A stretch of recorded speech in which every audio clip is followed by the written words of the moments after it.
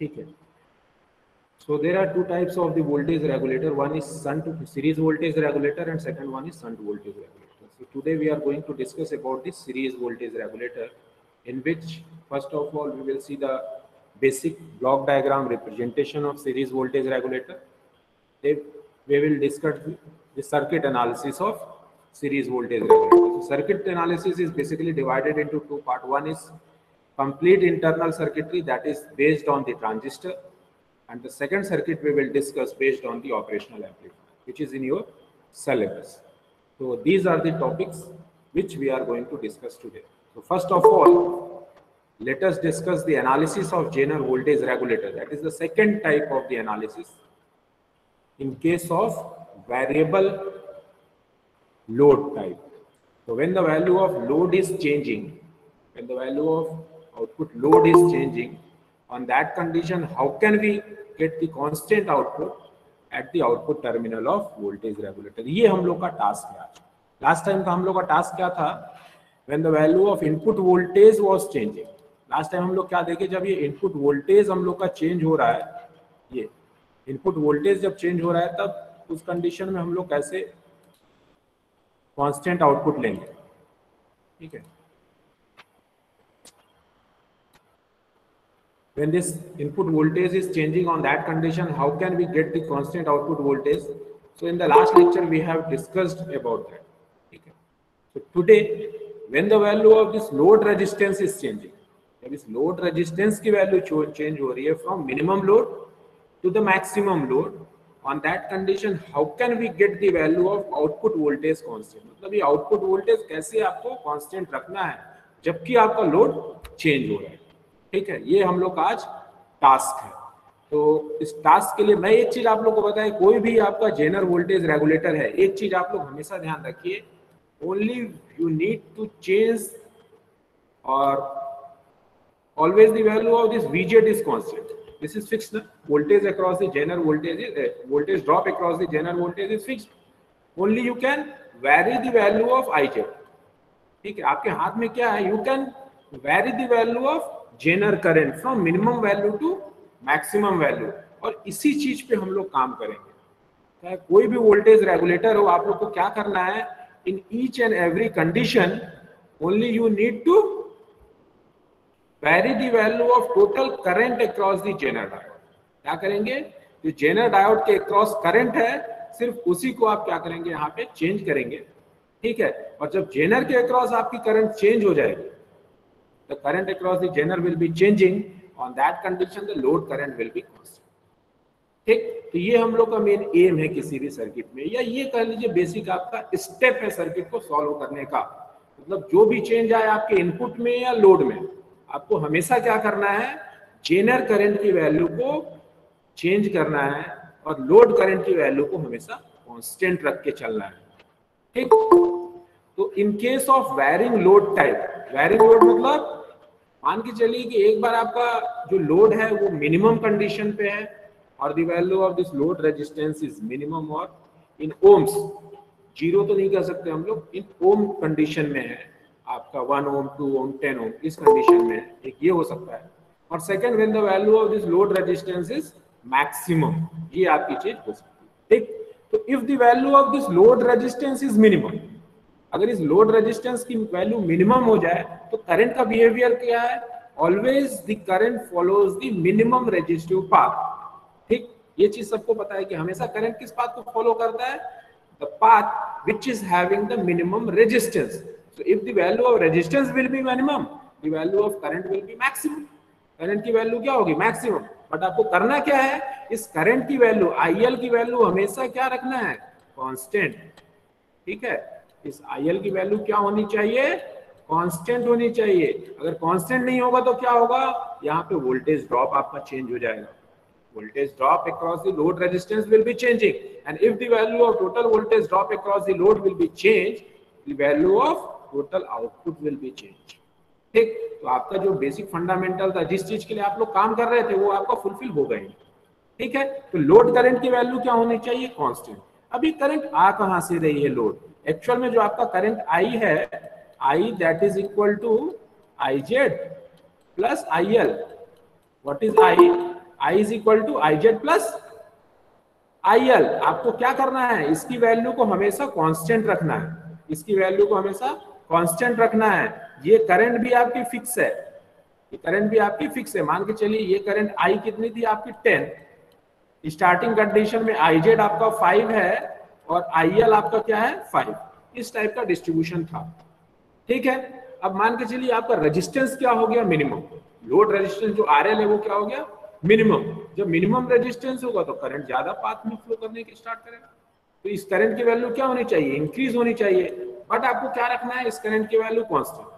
Constant रखने के लिए आप क्या करेंगे, जो एक्सेसिव करंट है that will pass with the help of this IZ only. तो IZ के थ्रू आप जितना भी एक्सेसिव करंट है उसको आप पास कर देंगे। So if the excessive current will be passed with the help of this IZ, then the load current IL will be constant. तो जितना भी करंट की वैल्यू यहाँ पे इंक्रीज हुई आप किस कहाँ पास करेंगे, IZ के cross. So if the value of RL is increasing, if the value of RL is increasing, आपको करना क्या है, the value of current IZ will be decreasing। ठीक समझ रहे हैं ना। अगर RL की वैल्यू आपकी इंक्रीज होगी तो आपको IZ के क्रॉस करंट को क्या करना पड़ेगा, डिक्रीज करना पड़ेगा। क्यों, क्योंकि अगर RL आपका इंक्रीज हो रहा है मतलब IL की वैल्यू आपकी डिक्रीज हो रही है। IL क्या होगा एक्चुअल में, डिक्रीज होगा। बट इसको कंपनसेट करने के लिए आप क्या कर देंगे, IZ की वैल्यू डिक्रीज कर देंगे, ठीक है। तो अगर IZ की वैल्यू डिक्रीज हो गई तो IL आपका फिर से कांस्टेंट हो गया, ठीक। तो ये टू कंडीशन में हम लोग इसको सॉल्व कर सकते हैं, जैसे मैं आपको बता रहा हूं, ठीक है। किस टाइप से हम लोग इसको प्रोसीड करेंगे यहाँ पे सॉल्व करने के लिए। So when the value of RL is maximum, when the value of RL is maximum, क्या करना है आपको, the value of IZ will be minimum, ठीक। when the value of RL is maximum, on that condition the value of IZ will be minimum, क्योंकि maximum का resistance हुआ तो IL की वैल्यू डाउन हो रही है। तो उस डाउन को कंपनसेट करने के लिए सेम डाउन आप कहां कर देंगे, IZ के cross. And if the value of RL is minimum, resistance minimum हुआ तो करंट की वैल्यू क्या होगी, इंक्रीज होगी। बट वो इंक्रीज करंट आपको कहां पास करना है, IZ के cross. That means the value of IZ will be maximum. तो ये बेसिक फंडामेंटल है इस टाइप के क्वेश्चन को सॉल्व करने का, या कोई भी क्वेश्चन हो related to voltage regulator using zener diode, आपको हमेशा इसी कॉन्सेप्ट को यूज करना है। मतलब जितना भी एक्सेसिव करंट है जेनर में पास करिए और आउटपुट करंट को कांस्टेंट करिए, ठीक। स्टेप्स क्या है इसको सॉल्व करने के, तो जो मैं बताया वही चीज देखिए यहाँ पे। First of all, so there are basically 3 steps for getting the solution of this kind of the problem. First step is to calculate the total current I which is constant. Why constant? The value of this input voltage is constant. इस type के circuit में हम लोग क्या assume करके चल रहे हैं, the value of input voltage is constant, and if the value of this Vin is constant, total current draw with the help of this circuit I will be constant. So what is the value of this I? I is equal to Vin minus Vz. This is what? This is Vz, total voltage drop across the Zener diode. So Vin minus Vz divided by R. That is the value of current I. Now what is I? I is at, suppose this is node A.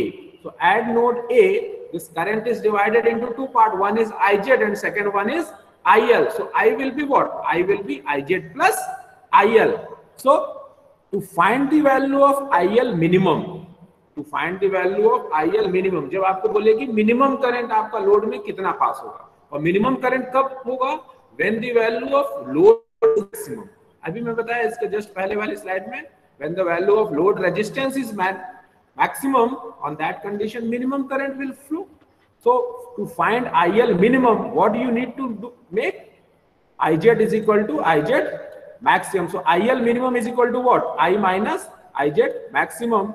Or for calculating the IL maximum, what is the value of IL maximum? I minus IZ minimum.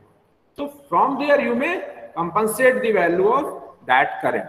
So these are the 3 steps by which you can calculate the value of current. And what is the value of total power dissipation? So power dissipation will be V into I. So maximum, in case of maximum, total Jenner current will be maximum. So Vz into Iz maximum. So these are the three steps by which you can calculate the value of any parameter as per the requirement of the circuit. ठीक, एक question देखते हैं related to this. So in this particular problem, you need to determine the minimum and maximum load current for which the Jenner diode shown in figure will maintain regulation. ठीक है, क्या करना है आपको? You need to calculate minimum and maximum load current, IL minimum and IL maximum.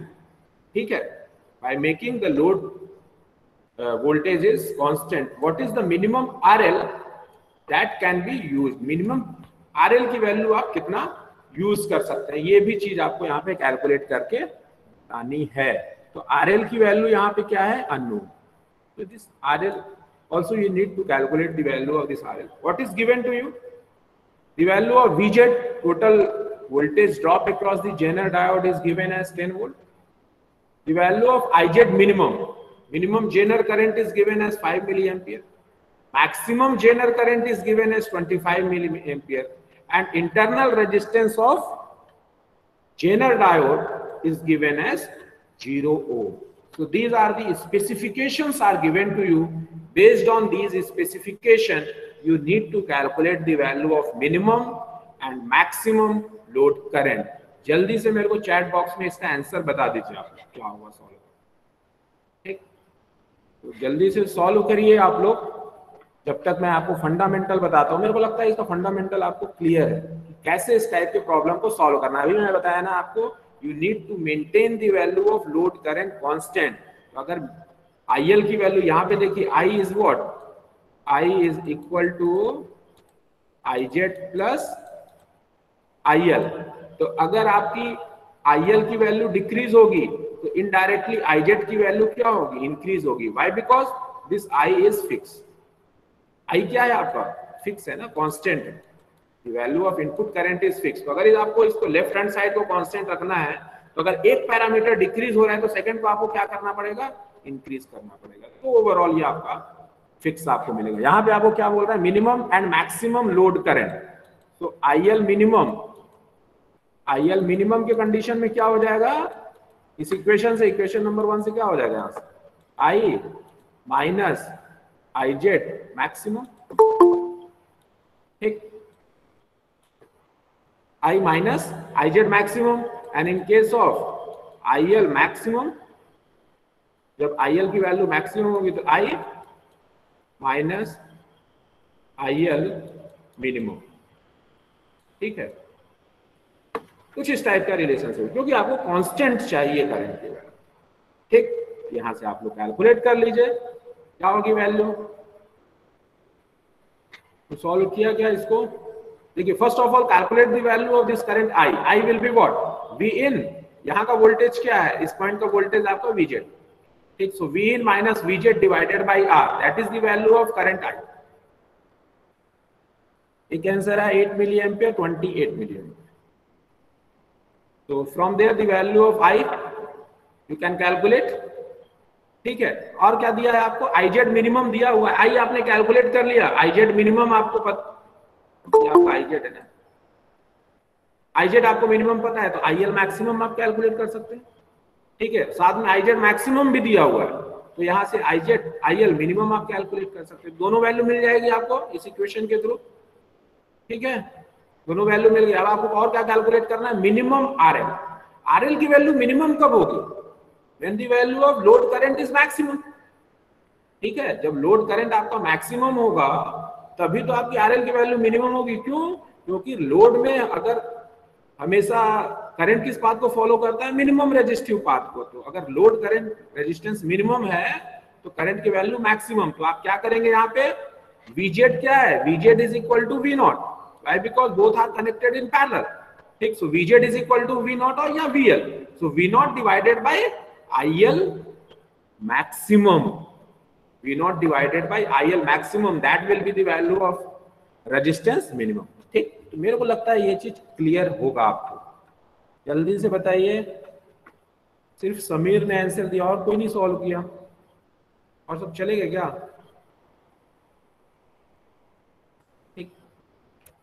चलिए देखते हैं solution क्या है इसका। So this is the solution of the problem. So I is equal to what? This V in minus Vz divided by R. V in minus Vz divided by R. V in is equal to 20. G is given as 10. ये आपको 10 दिया हुआ 10 divided by 300. So from there it is 33.33 milliampere. So this is the value of input current I. Now for IL minimum, the value of general current will be maximum. आपको भी पता है general current जो maximum होगा तो load current क्या मिलेगी आपको? Minimum. So IL minimum is equal to I minus IZ max. So 33.33 minus IZ max is given as 25 milliampere. So from there IL minimum is 8.33 milliampere. Similarly, for calculating the value of IL maximum, it will be I minus IZ minimum. So 33 minus 33 milliampere minus IZ minimum is given as this 5 milliampere. So from there the value will be 28.33 milliampere. So these are the values of IL minimum and IL maximum. Now also we need to calculate the minimum value of this RL. As question में आपको ये चीज और calculate करने के लिए बोल रहा है, you need to calculate the value of minimum RL. So minimum RL will be, when you can calculate the value of minimum RL, when the value of general current is maximum. ठीक है. So RL minimum is equal to VZ divided by IZ maximum. So that will be the value of load resistance. So this is the solution of the question. ठीक है. I hope that would be clear to all of you. Any doubt in the question? किसी कोई doubt है तो आप जल्दी से बता दीजिए, तो हम लोग फिर से डिस्कस कर लेंगे उस चीज को. ठीक. तो नेक्स्ट टॉपिक पे चलते हैं हम लोग. थर्ड पार्ट इज, अभी तक हमने क्या देखा? First, when the value of input voltage is variable. अगर आपका इनपुट वोल्टेज चेंज हो रहा है, लाइन वोल्टेज आपका चेंज हो रहा है, तो कैसे आप लोड वोल्टेज को कांस्टेंट लेंगे, आउटपुट वोल्टेज कैसे आप कांस्टेंट रखेंगे. ये हम लोग का फर्स्ट पार्ट था. सेकंड पार्ट में हमने देखा when the value of load resistance is changing, on that condition how can we maintain the output voltage constant. So that was the second part of the this particular topic. तो first में हमने input voltage को change किया, second में हमने load voltage को, resistance को change किया और देखा आउटपुट कैसे कांस्टेंट हो रहा है. थर्ड में हम लोग देख रहे हैं जब दोनों आपके कंटिन्यूअसली चेंज हो रहे हैं, मतलब इनपुट वोल्टेज भी वेरिएबल है, लोड रेजिस्टेंस भी आपका चेंज हो रहा है. On that condition how can we generate the output voltage constant. ठीक. तो इस कंडीशन में आपको क्या करना है? So there are the two formulas for calculating the value of output voltage on that particular condition. First, what is the value of R maximum? This is the value of R ना. सो we are calculating the value of this resistance R. So how can we calculate R maximum? So V in minimum minus Vz divided by IL maximum plus IZ minimum. पहले ही मैं आपको पता है when the value of IL is maximum, on that condition general current will be minimum. क्यों? आपको compensate करना है load को. ठीक है. So when the value of input voltage is minimum, when the value of input voltage is minimum, on that condition जैसे ही आपका input voltage minimum हुआ, it will draw the minimum current.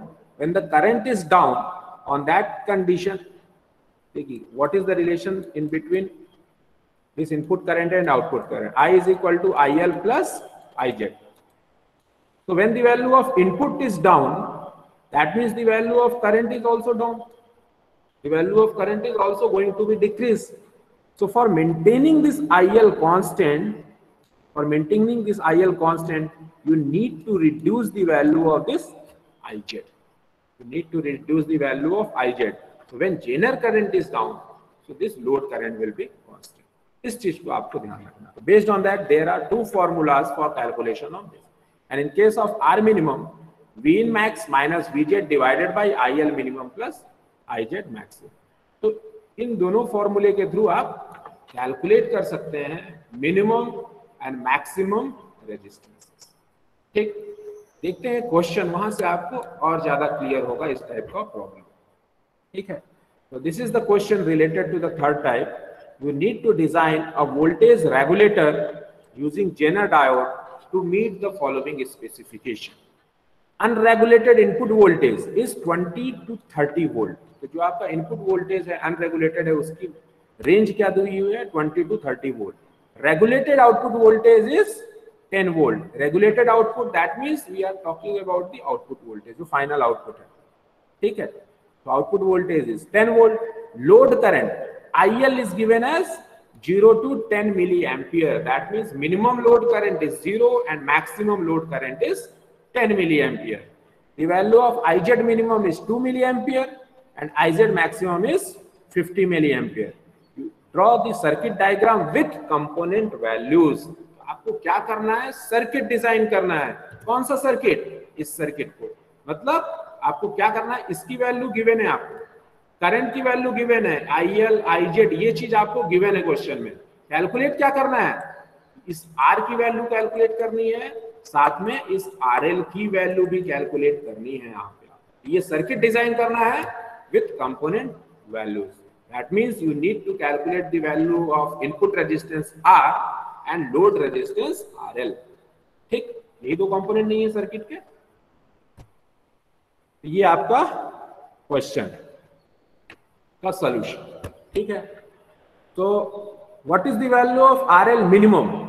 RL minimum कब होगा, पहले ही आपको बताया, when the value of current is maximum. So V nought divided by IL max, V nought divided by IL max. IL max आपको कितना दिया हुआ है, लोड करंट की वैल्यू दी हुई है 0 to 10 milli ampere. That means the maximum value of load current is 10 milli ampere. V nought is equal to, V nought कितना दिया हुआ है 10 वोल्ट। देखिए यहाँ पे regulated output voltage is given as 10 volt. So RL minimum will be what, V nought divided by IL maximum। V naught is 10, IL maximum is 10 milliampere. From there RL will be 1 kilo ohm. Then current limiting resistance, जो input resistance है यहाँ पे, उसकी value क्या होगी, पहले ही हम लोग ये दोनों फॉर्मूला देखे for the calculation of that। ठीक, so R maximum will be V in minimum minus V naught divided by IL maximum plus IZ minimum। V in minimum is 20, V naught is 10, so 20 minus 10 divided by IL max, IL max is 10 milliampere and IZ minimum is given as 2 milliampere, so 10 minus 2, so from there the value of R max is 833.33 ohm। Similarly the value of R minimum will be V in max minus V naught। एक चीज आप ध्यान रखिएगा, input resistance minimum होगा कब, जब current की वहां पे वैल्यू ज्यादा होगी, ठीक है। इस फॉर्मूले को आपको याद करने की जरूरत नहीं है, मैं आपको चीज बता रहा हूं, हमेशा ध्यान रखिए जो चीज मैं आपको पहले बताई, जो बेसिक चीज है। करंट की वैल्यू मैक्सिमम है तो होगी कब, जब रेजिस्टेंस की वैल्यू डाउन हो, या जब इनपुट वोल्टेज आपका ज्यादा होगा या सोर्स ऑफ वोल्टेज ज्यादा है तो वो ज्यादा करंट प्रोड्यूस करेगा, दैट मींस इनडायरेक्टली वहां पर रेजिस्टेंस की वैल्यू क्या होगी, कम होगी। तो when input resistance is minimum, that means V in maximum minus V naught divided by this one। ठीक, तो इनपुट वोल्टेज आपका क्या होगा, मैक्सिमम होगा, and when the value of resistance is maximum, that means indirectly input voltage will be minimum। So from there R minimum will be 400 ohm। So this is the solution of the problem। So all the three types of the problems we have discussed here related to the Zener voltage regulator। First is related to varying input voltage type, second is related to varying load resistance type, and the third one is related to variable input voltage as well as load resistance type। So I hope all the kinds of the problem you can easily solve। किसी को कोई problem related to that? Sir यहाँ पे minus क्यों किया गया है, कौन सा 10 minus 12 और 0 minus 50? 10 minus 12 माइनस क्यों किया सर? अच्छा ये वाला, यस सर, ये और इसके नीचे वाला भी। नहीं ये प्लस होगा उसको, क्योंकि देखिए जो आपका रेजिस्टेंस है ना, that will B voltage divided by current, और I की वैल्यू यहाँ पे कितनी है, एक्चुअल में ये जो वोल्टेज है that is I into R max ना, I इंटू आर मैक्स। तो आई की वैल्यू क्या है, I L plus I Z minimum. यहाँ पे जो आई है, I is equal to I Z plus I L, तो एक्चुअल में ये प्लस ही है, यहाँ पे मिस्टेक है, यहाँ पे इसको आप लोग करेक्ट कर लीजिए, ठीक है। उसके बाद देख लीजिए कोई सोल्यूशन में चेंजेस आ रहा है क्या, टाइपिंग मिस्टेक होगा जहां तक है, इसको सॉल्व करके देखिए तो आप लोग, ये 10 प्लस ही है और 0 प्लस, ठीक, टाइपिंग मिस्टेक है ये, चेक कर लीजिए बस सॉल्यूशन में कितना आ रहा है। निशा सही आंसर इज राइट। तो एक्चुअल में हाँ, तो ये ना टाइपिंग मिस्टेक है, जब मैं टाइप कर रहा था हो सकता है मैं टाइप करते समय प्रॉब्लम हो गई, ठीक है। तो ये टाइपिंग मिस्टेक है, इसको आप लोग करेक्ट कर लेंगे, ठीक है। तो this is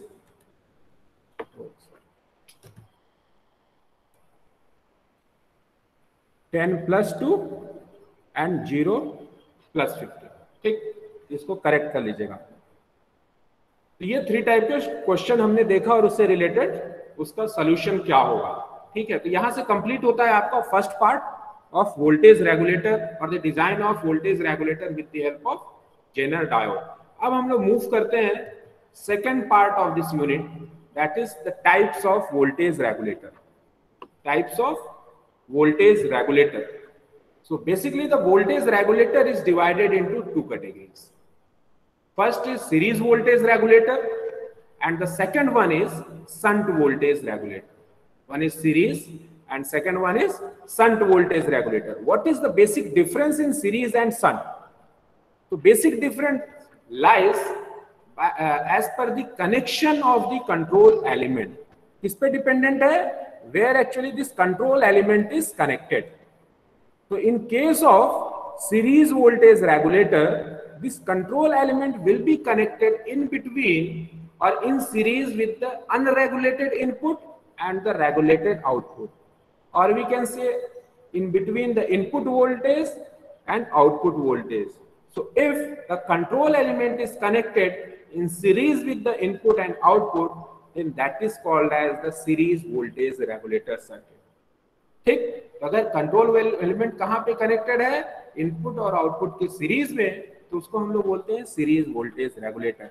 and if this control element is connected in shunt or in parallel with the output voltage, अगर आउटपुट वोल्टेज के पैरेलली कनेक्टेड है आपका ये control element, then that is called as shunt voltage regulator. तो basic difference जो है as per the circuit connection in series and shunt, that lies as per the connection of this control element, ठीक है। और circuit में क्या है, बाकी सर्किट के बाकी कंपोनेंट पूरे सेम, ठीक, as per the connection wise और as per the component wise, all the components of series and shunt voltage regulators are same, ठीक है। सिर्फ कनेक्ट चेंजेस कहां पे हैं, as per the connection of this control element, ठीक। अब आगे देखते वन बाय वन हम दोनों को डिस्कस करेंगे, what is the basics operation of the series voltage regulator and shunt voltage regulator. तो स्टार्ट करते हैं with first type of voltage regulator, that is series voltage regulator. तो in series voltage regulator first of all we will discuss the connection diagram with the help of transistor, then further we will discuss the connection diagram with the help of operational amplifier. So as shown in the figure, this is the connection of transistorized series voltage regulator. This circuit shown is the transistorized series voltage regulator. I have this is the connection diagram, block diagram of the series voltage regulator. ये यहाँ पर क्यों है, इसको compare करने के लिए मैंने यहाँ पे रखा हुआ, जिससे आपको चीजें क्लियर हो कि एक्चुअल सर्किट में डिफरेंट कंपोनेंट्स कहाँ पे हैं। तो देखिए सब, जो आपका फर्स्ट इनपुट है that is unregulated input, so this is your unregulated input supply. Now after that, which is the control element, so this transistor T1 is acting like a control element. What is the comparator circuit? Comparator is what? This is the comparator. Transistor number T2 is the comparator circuit. Where is the reference voltage? Reference voltage is given with the help of this Zener diode. The reference voltage is VZ, ठीक है। And what is the sampling circuit? This connection or the voltage divider circuit is acting like a sampling circuit. So these are the different components in case of transistorized series voltage regulator. ठीक, करता कैसे है काम ये चीज?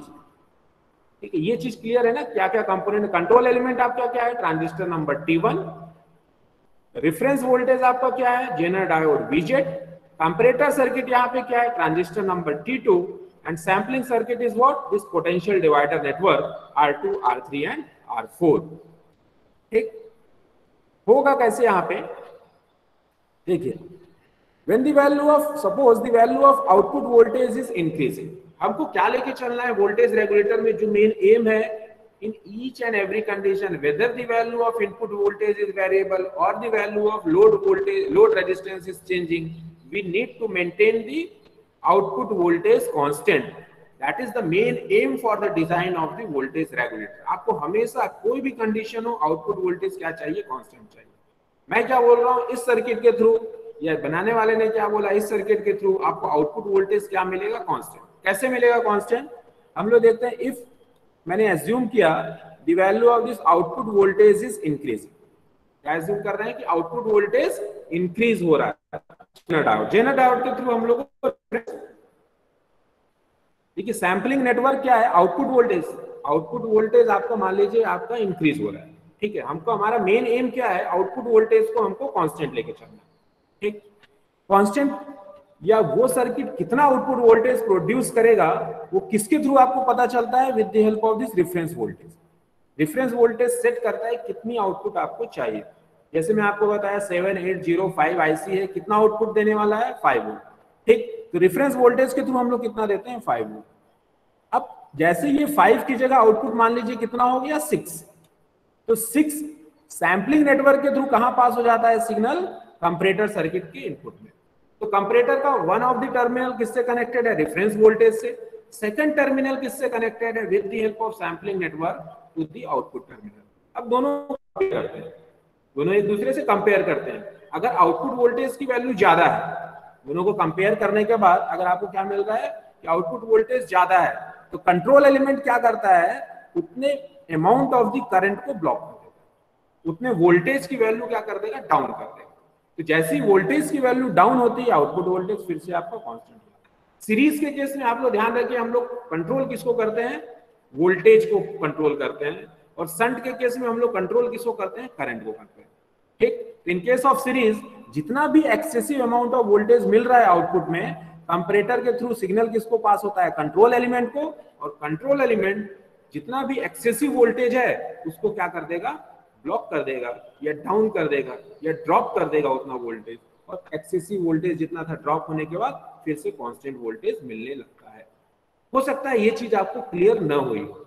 ठीक है, मैं आपको इस सर्किट के थ्रू समझाता हूं, तब सर्किट में आपको ये चीज क्लियर होगी।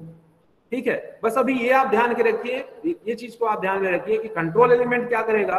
उतने वोल्टेज को डाउन कर देगा। ठीक, अब सर्किट में हम लोग आते हैं। सर्किट में देखिए, ये V आउटपुट अभी आपको क्या मिल रहा है? कांस्टेंट मिल रहा है, जितना आपको चाहिए रेगुलेटेड। ठीक, अब मान लीजिए किसी फ्लक्चुएशन के थ्रू या तो लोड वोल्टेज आपका इंक्रीज हो गया, या तो इनपुट वोल्टेज आपका वेरी हो गया। सपोज करिए आउटपुट वोल्टेज आपका इंक्रीज हो गया। ठीक है, आउटपुट वोल्टेज जैसे ही इंक्रीज हुआ, इस पॉइंट पे ये आपका क्या है? Sampling network. सैंपलिंग नेटवर्क में इस नोड में सपोज करिए नोड की वैल्यू क्या है? VA। या यहाँ पे वोल्टेज कितना जनरेट हो रहा है? VA। तो VA की वैल्यू कितनी होगी? V output into R4 divided by R2 plus V0 into R4 divided by R2 plus R4। Sampling network कितना वोल्टेज देगा इस पर्टिकुलर नोड पे? VA की वैल्यू यहाँ पे कितना है? V output multiplied by this resistance R4 divided by total resistance R2 plus R4। मैं इसको फिक्स्ड नोड पे लेके चल रहा हूँ, इसके सेंटर पॉइंट पे। ठीक है, तो V0 into R4 divided by R2 plus R4, that is the value of VA। तो जैसे ही आपका V0 इंक्रीज हुआ, इस इक्वेशन में देखिए, जैसे ही आपका V0 इंक्रीज हुआ, that means indirectly the value of VA will be increasing. ठीक है, जैसे ही V0 इंक्रीज हुआ तो VA भी सेम प्रोपोर्शनल में इंक्रीज हो गया। क्यों? क्योंकि R4 और R2 की वैल्यू तो कांस्टेंट है, दीज आर द रेजिस्टेंसेस। तो सर्किट में जो एक बार रेजिस्टेंस मिल गया, हमेशा रेजिस्टेंस हमेशा आप तो चेंज नहीं करेंगे। So each and every condition, the value of that resistance is constant. So VA voltage is completely dependent on V0 only. VA की वैल्यू किस पे कंप्लीटली डिपेंडेंट है? V0 पे। तो जैसे ही V0 आपका इंक्रीज हुआ, VA भी आपका इंक्रीज हो गया। VA की इंक्रीज होने से क्या होगा? VA देखिए क्या है, VA is the base terminal voltage of this transistor number 2।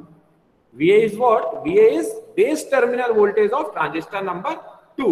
तो अगर बेस वोल्टेज आपका इंक्रीज हो रहा है ट्रांजिस्टर में, that means the biasing of the transistor will be increasing। If the base voltage of the transistor is increasing, that means biasing of that transistor is increasing। biasing को confuse मत होइए, जाइए मत, जिनको प्रॉब्लम है हमेशा बस ध्यान रखिए, वोल्टेज बढ़ा, बायसिंग बढ़ रहा है, मतलब बेस करंट की वैल्यू इंक्रीज होगी। या जैसी वोल्टेज हम लोग बढ़ाएंगे तो इनडायरेक्टली सीधी सी बात है, करंट वहां पे क्या होगा? इंक्रीज हो जाएगा। Suppose the value of current is क्या है, यहाँ पे सेकंड नंबर ट्रांजिस्टर है, मैं लेके चलता हूं, ये क्या हो गया? IB2। तो by increasing the value of this VA, the value of current IB2 is increasing। IB2 आपका इंक्रीज हो गया। IB2 के इंक्रीज होने से क्या होगा? ये आपका कलेक्टर टर्मिनल है। Suppose the value of collector terminal current is IC2।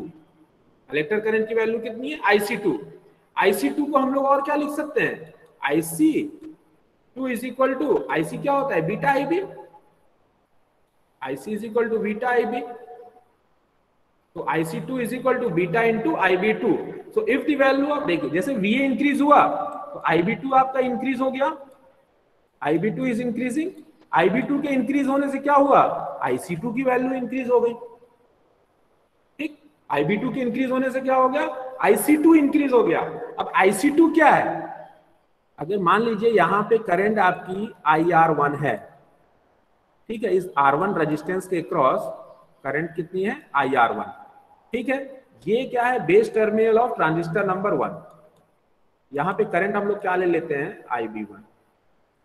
ठीक, तो एक्चुअल में IC2 क्या है? IC2 इज, या यहां से देखिए IR1 क्या है? IR1 is equal to IC2 plus IB1।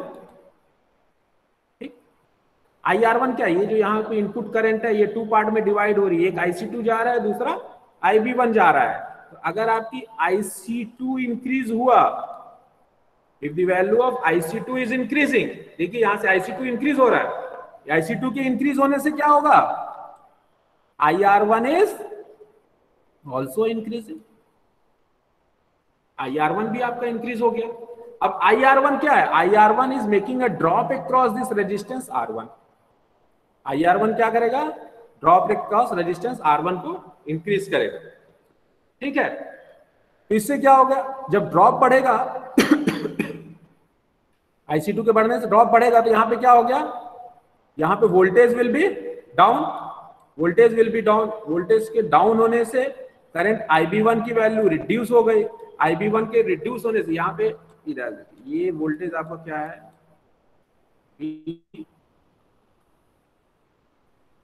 VBE1। ये टर्मिनल क्या है? VBE1। ये आपका आउटपुट टर्मिनल। ठीक, क्योंकि ये शॉर्ट सर्किटेड है, जो यहाँ पे आउटपुट है that is V output. V output will be what? VB minus VBE। ये आपका VB2, ये base terminal of transistor number 2, यहाँ पे लिख लेता हूँ VB2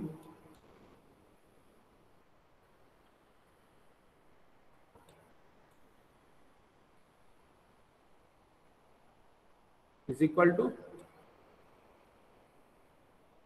V0। तो VB2 अगर आपका डाउन हुआ, if the value of VB2 is down, that means similarly V0 is down. ठीक, तो अगर VB2 की वैल्यू डिक्रीज हो रही है, तो similarly the value of V0 will also be decreasing. तो देखिए स्टार्टिंग हमने कहां से किया? When the output voltage is increasing. But जब एक साइकिल के थ्रू हम लोग जा रहे हैं, तो फाइनली आपको क्या मिल रहा है? यहाँ पे आउटपुट वोल्टेज इज डाउन। तो जितना भी इंक्रीज हुआ output voltage, same voltage will be decrease after a complete cycle, और उसके बाद आउटपुट वोल्टेज आपको क्या मिलता है? Constant. So that is the basic procedure for making the output voltage constant। ठीक, इसके थ्रू हम लोग क्या करते हैं? आउटपुट वोल्टेज को कांस्टेंट करते हैं। ठीक है, किसी को कोई डाउट है क्या यहाँ पे कैसे करना है?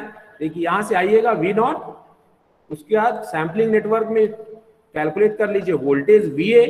VA will be what? V output potential divider network के थ्रू आप लोग कैलकुलेट कर लीजिए VA की वैल्यू कितनी है, तो VA will be V0 into R4 divided by R2 plus R4। तो जैसे ही V0 इंक्रीज हुआ उसकी वजह से क्या हो गया, VA भी इंक्रीज हुआ। VA क्या है, बेस वोल्टेज है ट्रांजिस्टर नंबर 2 का, तो इसके इंक्रीज होने से बेस वोल्टेज जैसे ही इंक्रीज हुआ बेस करंट की वैल्यू इंक्रीज हो गई। और बेस करंट और कलेक्टर करंट में रिलेशनशिप क्या है, IC is equal to beta IB होता है। ठीक है, तो जैसे ही बेस करंट आपका इंक्रीज हुआ इनडायरेक्टली क्या हो गई, जो कलेक्टर करंट है वो भी आपकी इंक्रीज हो गई। कलेक्टर करंट के इंक्रीज होने से जो बेस वोल्टेज है वो आपका डाउन हो गया इस ट्रांजिस्टर का। ठीक है, क्योंकि ये किस पे डिपेंडेंट है, IR1 पे। जैसे ही कलेक्टर करंट आपकी इंक्रीज हुई, एक्चुअल में आपका क्या हो गया, जो रेजिस्टेंस है यहाँ पे, रेजिस्टेंस वोल्टेज ड्रॉप है R1 के क्रॉस, ये आपका इंक्रीज हुआ। ड्रॉप इंक्रीज होने से ये Vin है, यहाँ पे Vin, तो Vin यहाँ पे Vin minus VR1 is equal to VB1। ठीक है, तो अगर ये वोल्टेज ड्रॉप आपका बढ़ा, यहाँ पे वोल्टेज ड्रॉप अगर आपका इंक्रीज हो गया, वोल्टेज ड्रॉप के इंक्रीज होने से तो क्या मिलेगा, VB1 की वैल्यू डाउन हो जाएगी ना। और जैसे VB1 डाउन हुआ, VB1 के डाउन होने से आउटपुट वोल्टेज भी आपका डाउन हो गया। ठीक, तो जितना भी एक्सेसिव वोल्टेज था वो एक साइकिल के बाद आपका कंपनसेट हो जाएगा। किसी को कोई डाउट, ये चीज क्लियर है ना आपको? इसी पे पूरा है बेस, जितना ट्रांजिस्टर का है ना सब कुछ बेस है, ये हर जगह हम लोग यही सर्किट डिस्कस करेंगे। इसलिए इस चीज में किसी को कुछ डाउट है तो बताइए।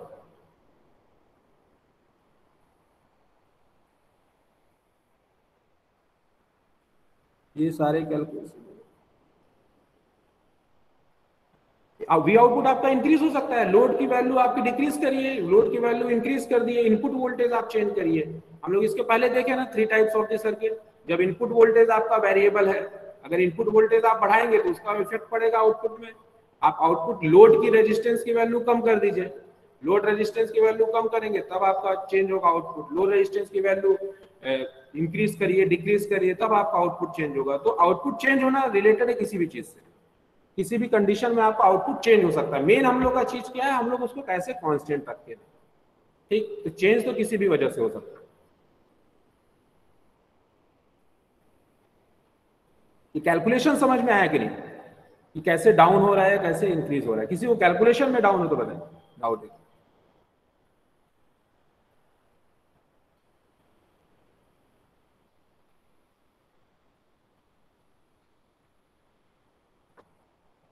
किसी को डाउट है क्या और कैलकुलेशन में? समीर गुप्ता ने बोला क्लियर है, और नो डाउट सर।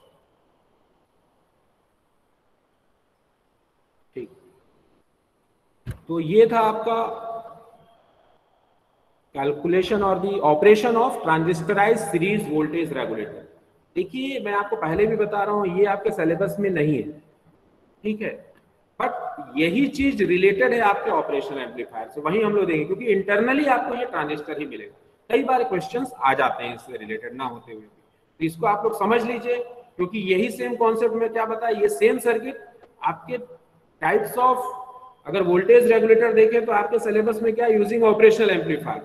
बट जब हम लोग कहाँ चले जाएंगे, प्रोटेक्शन सर्किट में, तो प्रोटेक्शन सर्किट में ट्रांजिस्टर के थ्रू ही आपको देखना, ठीक, तो वहां समझने से अच्छा यहाँ पे समझ लीजिए। ठीक है, तो ये चीज तो हुआ इसका।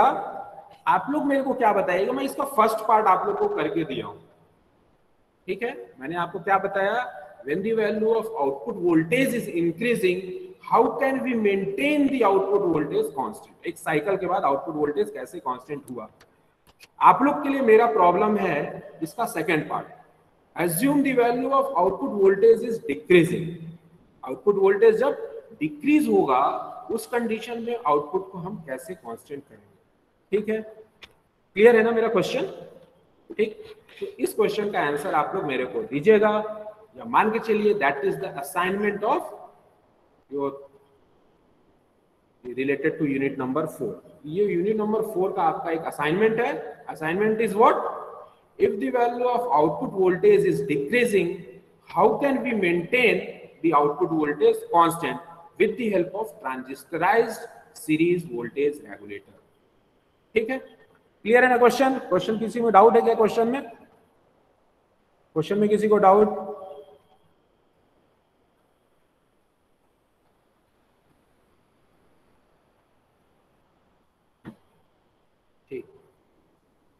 तो यहाँ से कंप्लीट करते हैं हम लोग आज के लेक्चर को। नेक्स्ट टाइम हम लोग देखेंगे क्या है next, series voltage regulator using op amp.